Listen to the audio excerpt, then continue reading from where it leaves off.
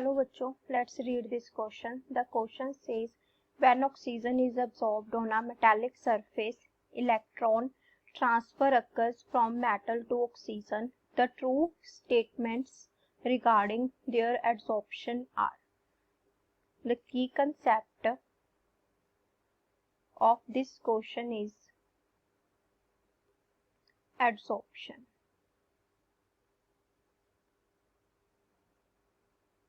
Adsorption क्या होती है हमारे पास? The molecules of any substance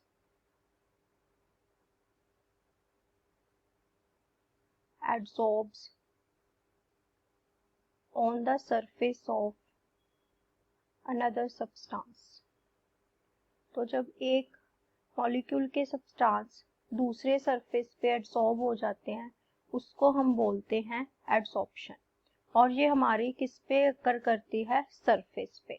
अब हमसे बोला गया है कि ऑक्सीजन को मेटालिक सरफेस पे हमने एडसॉर्ब कराया है, तो इलेक्ट्रॉन ट्रांसफर हो रहे हैं मेटल टू ऑक्सीजन, तो हमारे पास क्या होगा?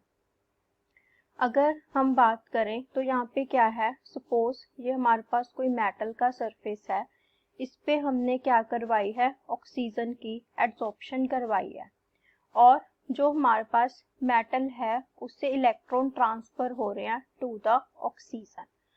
अगर हमारे पास metal to oxygen electron transfer हो रहा है, इसका मतलब क्या हुआ?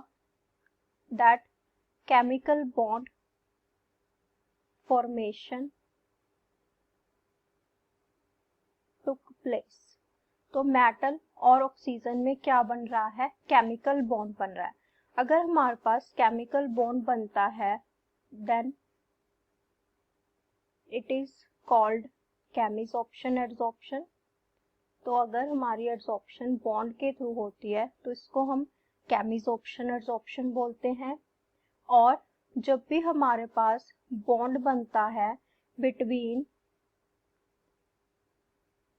Two elements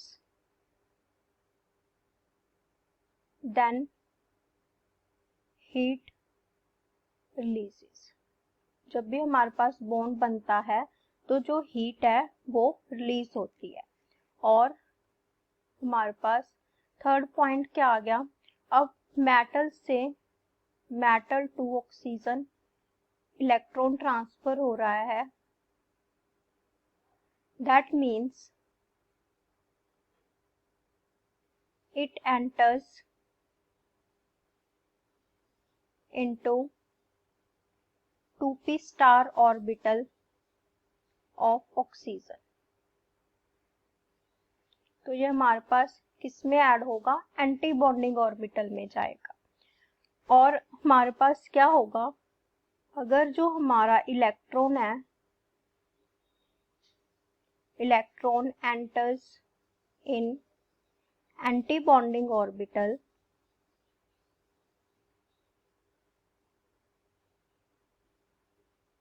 the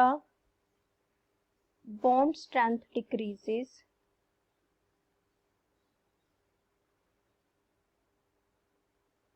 and hence bond length increases। तो हमारे पास इस पर्टिकुलर एडसॉर्प्शन से यहाँ पे हमें 4 पॉइंट्स ऑब्जर्व हो रहे हैं। अब हम ऑप्शंस को चेक करें तो ऑप्शन ए है ऑक्सीजन इज फिजिसॉल्व्ड, तो ये हमारी ऑप्शन इनकरेक्ट हो गई। और अगर हम बात करें ऑप्शन बी की हीट इज रिलीज्ड, तो ऑप्शन बी हमारी करेक्ट है। क्यों? क्योंकि जब भी हमारे पास केमिकल बॉन्ड बनता है दो एलिमेंट्स के बीच तो जो हीट है वो रिलीज होती है। इसका मतलब जो हमारी रिएक्शन होती है that is exothermic in nature. और अगर हम बात करें third, occupancy of pi star 2p of oxygen is increased, तो ऑक्सीजन के जो हमारा एंटी बॉन्डिंग है, जो पाई ऑर्बिटल है पाई 2p स्टार, इसमें इलेक्ट्रॉन्स एंटर होंगे, तो हमारी जो थर्ड स्टेटमेंट है वो भी करेक्ट हो गई। Bond length of oxygen is increased.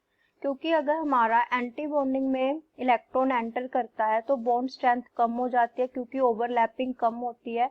अगर बॉन्ड स्ट्रेंथ कम होगी तो जो बॉन्ड लेंथ है वो क्या होगी, इंक्रीज, क्योंकि इनका इनवर्स रिलेशन होता है।